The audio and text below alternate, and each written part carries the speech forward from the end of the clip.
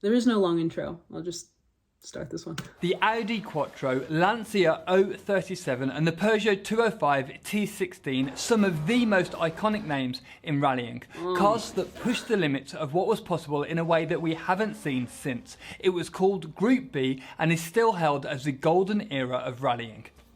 The spectators' proximity to those cars just stresses me out. About a month ago, I watched a video on rallying. That was the first time I'd seen anything like that. But they were just clips without context. So I've read a little bit into it since then, but I've had a lot of recommendations now to watch Group B. I don't know what it is yet, but my back is already tensed up. I'm already clenching. Group B was a class where manufacturers were allowed to go all out with almost unlimited power, crazy aerodynamics and new exotic materials. It brought about new technologies like four-wheel drive, semi-automatic gearboxes and clever turbocharging systems.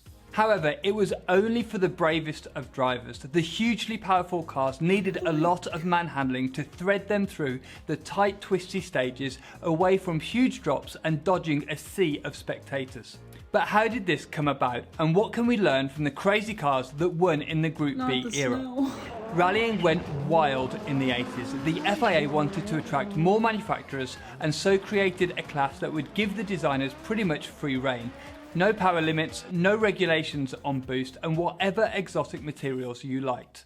Rally cars over the years have been largely based on road cars, with rules tightening and loosening on how close the relationship has to be between the stock car and the ones that actually race the stage.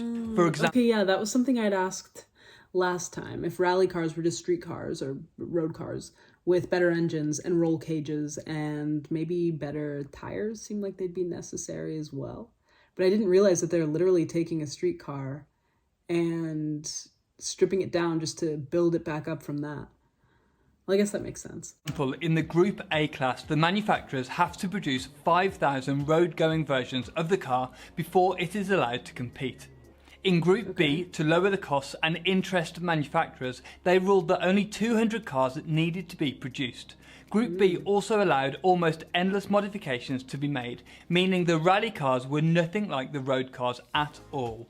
This approach really worked, attracting many manufacturers to Group B, names like Lancia, Porsche, Peugeot, Audi, Toyota, Ford, as well as so many more. Lancia took the Drivers' Championship in the first year of Group B with the 037. It was the last rear-wheel drive car to win in the WRC. It was incredibly light, using fiberglass and Kevlar for the body, and was powered by a mid-mounted 250 horsepower engine. It has much larger wings than many cars of the time, with a huge rear spoiler to stabilise the car at high speeds. It was supercharged to avoid turbo lag, and it was incredibly quick on the tarmac stages. However, it wasn't quite as quick on loose surfaces. So in stepped Audi with the Quattro, one of the most innovative rally cars of all time, a true game changer. It had an inline 5 engine with a very clever turbocharging system that produced over 450 brake horsepower. It had a small valve that kept the turbo spooled even when off throttle, meaning there was very little turbo lag, making the car quick out of the tight turns. The Audi also had a very aggressive aero kit with a huge spoiler at the front of the car and an even bigger wing on the back. This was one of the first sophisticated uses of aerodynamics in rallying. Drivers said it made the car extremely stable at high speed. The insane power was put through a clever semi-automatic gearbox and drove all 4 wheels. It was the first car to use a 4-wheel drive system effectively. Before this, many manufacturers stuck to rear-wheel drive as they thought the additional weight would outweigh any time gains from the extra traction. And yes, the Audi was very heavy, and the 4-wheel drive system meant the weight was higher up than you would like in a rally car normally, but despite the compromised dynamics, it worked. The Audi had more power than the rest of the field, but could also use it more effectively, deploying more power even on surfaces like gravel, dirt and ice. These clips are so 80s, I love it. But my mind is on this scene where a car was coming and the spectators just started parting like the Red Sea. Almost gave me a heart attack. That was like a minute and a half ago. My mind is still on that. He won its first race with the car and didn't really stop after that. They shaved seconds, if not minutes, off stage times. The Audi four-wheel drive system really changed the game in rallying. But the Audi dominance didn't last long. Peugeot came out with a car that would expose the weaknesses of the Quattro. They used a similar four-wheel drive system but packaged it very differently. Their secret was that they really nailed the car's dynamics. They built the car to look like the road-going 205, a small hatchback. It had a very short wheelbase, which generally makes cars more nimble at low speeds with the trade-off of less stability at high speeds. However, rally stages are often so tight and twisty that this strategy paid off for Peugeot. They also did everything they could to keep the weight central. They fitted a 1.8 litre engine in the middle of the car, although it didn't have the clever anti-lag system that the Audi did. So the drivers used an old trick to keep the turbo spooled up. They left foot braked for the corners while staying on the throttle. This kept the turbo spooled up and gave them immediate power on the exit. But what was really unusual about the 205 was the orientation they mounted the engine in. Normally, race cars have longitudinal mounted engines with the crank parallel with the direction of the car. However, Peugeot fitted it in a transverse orientation, and instead of mounting the gearbox below the engine like in the Audi, Peugeot mounted it to the side. This meant that the majority of the weight in the car was between the two axles and could be mounted lower, making the car much more nimble and responsive in the corners. Low centre of gravity means the car doesn't roll too much, and if it's in the centre... I think I said this once in an Isle of Man video, but at first I would have just thought, yeah, they're racing on the surface, right? But then I'm realizing how much really goes into that, the physics behind it, the engineering in the car itself, the navigating, calculations they have to make. The science behind racing is actually wild to consider. Of the chassis, the car is easier to rotate in the corners. The 205's weight distribution wasn't 50-50 though, it placed around 60% of the weight on the rear wheels. In simple terms, rearward weight distribution promotes oversteer and frontward weight distribution creates more understeer. This rearward bias meant the car was easier to turn in and control through the turns. You can really see this if you watch the Audi through the corners. The Audi was very front heavy and produced a lot of understeer. The drivers are trying to neutralise this with the throttle, but they have to correct the car several times through the corner. The Quattro understeers, then oversteers, then understeers again through a turn. The drivers really have to wrestle it through the corner. The Quattro was by no means an easy car to drive. Now look at the Peugeot, there is one smooth input on the steering and the car looks much more balanced and easy to drive. There is no wonder it was quicker. It's incredible to watch as these drivers control the car when at crazy speeds on tight and twisty rally stages. Also not forgetting they are threading the car through a sea of spectators on the stage. But why are the fans allowed to be so close to the cars? The stages are public roads, meaning anyone could go and spectate. However, it meant that many got extremely close to the cars. Back then, people did get hit, but it was considered to be part of the challenge for the drivers. They often kept it pinned and had to hope that the fans would get out the way in time. This guy even had to jump over a passing car.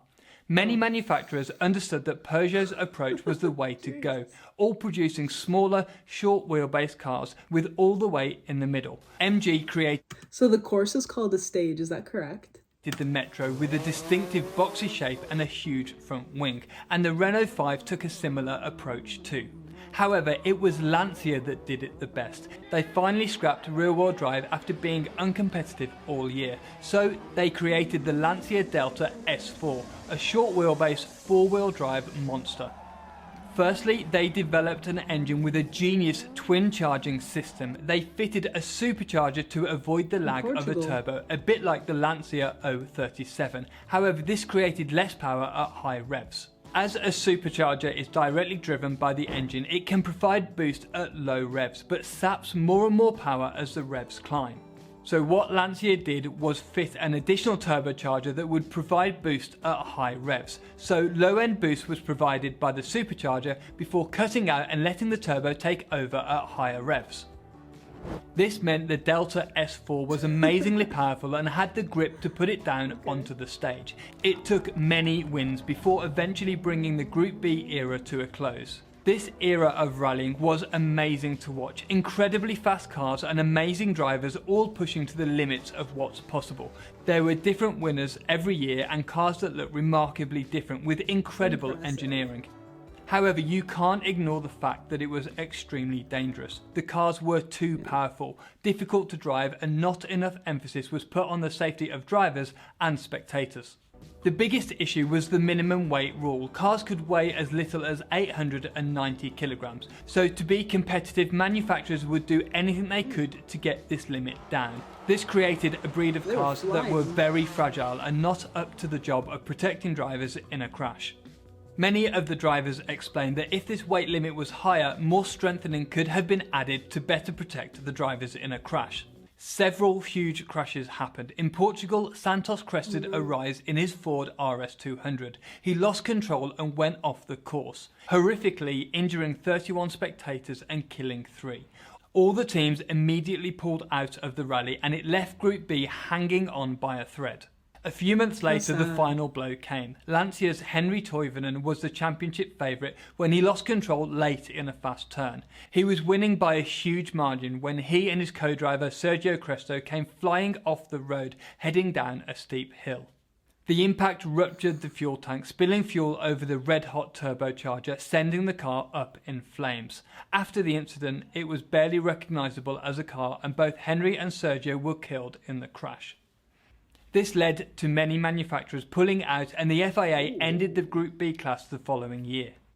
You should watch this video where I explain what it takes to modify a rally car to set the outright record at Pikes Peak, or this other video that I think you'll love. Thanks very much for watching and I'll see you in the next one. I do not think my heart could take watching any more rally footage, guys, for the part of the driver or the spectator. Are there any famous female drivers? I was wondering that during this. Also, I was trying to figure out where some of the clips were taken. Italy, I think. We saw Sintra, Portugal. Where it snowed must have been some Nordic country. Let me know if you could identify any of those clip locations. But this was another one from Driver61. I'll make sure to link the channel and the video in the description for you. I've seen another video from him on sidecar racing, which is another insane motorsport. But anyone who can drive under that pressure is impressive to me. Maneuvering the turns and then the craziness that are the spectators. Could not be me. But I learned a lot from the comment section of the last rallying video. So if you have any points that you think should be mentioned, add them down below. Or if you can think of another sport that we should watch on the channel, tell me what it is. Other than that, just leave your thoughts on this one. For the book today, since I don't know anything rally related, I was thinking something that had to do with a car. Maybe a road trip style book that isn't Jack Kerouac's on the road. It's kind of an obvious choice. Maybe Fear and Loathing Las Vegas by Hunter S. Thompson. 60s counterculture, gonzo journalism style writing. It's about a guy and his lawyer. They're driving to Las Vegas in a rented Chevrolet convertible. They're on drugs, and then the story just kind of gets murky from there. I know they made it into a film, which I actually haven't seen, but if you've read the book and watched the film, let me know if you recommend it to me. The music's easy today, since most of these clips, if not all, were from the 80s. We'll just go with 80s music. Starting with Disorder by Joy Division. That's from their Unknown Pleasures album. Joy Division probably falls under post-punk, goth rock, some new wave, depending on the track. She's Lost Control is also from this album. And actually, now that I say that, this album might be from the late 70s, because I know their lead singer Ian Curtis died in 1980. But then continuing on with them, when Ian Curtis died, the band moved on to become New Order. I know this song is from the 80s. I think in the past I recommended Leave Me Alone by New Order, so this time we'll go with Age of Consent, and that's from their Power, Corruption, and Lies album, where Joy Division was more post-punk, goth rock. New Order is a lot more new wave, takes on that 80s sound, and the lyrics are typically softer than a Joy Division song. So let me know of the two which you like better. Actually, somewhat recently, maybe last year, I was watching VH1 and they were rerunning a show from the early thousands called I Love. It's actually a series. I love the 70s, I love the 80s, and I love the 90s. And they would get into iconic cultural moments and then really popular songs from those eras. If you've ever seen that, you know what I'm talking about. But that's where I found a lot of really solid 80s songs. So if you have any songs from the 80s to recommend to me, please let me know. I'll check it out. Other than that, that's really all I have. So leave your thoughts on this one, and thank you for watching with me. I'll catch you in the next.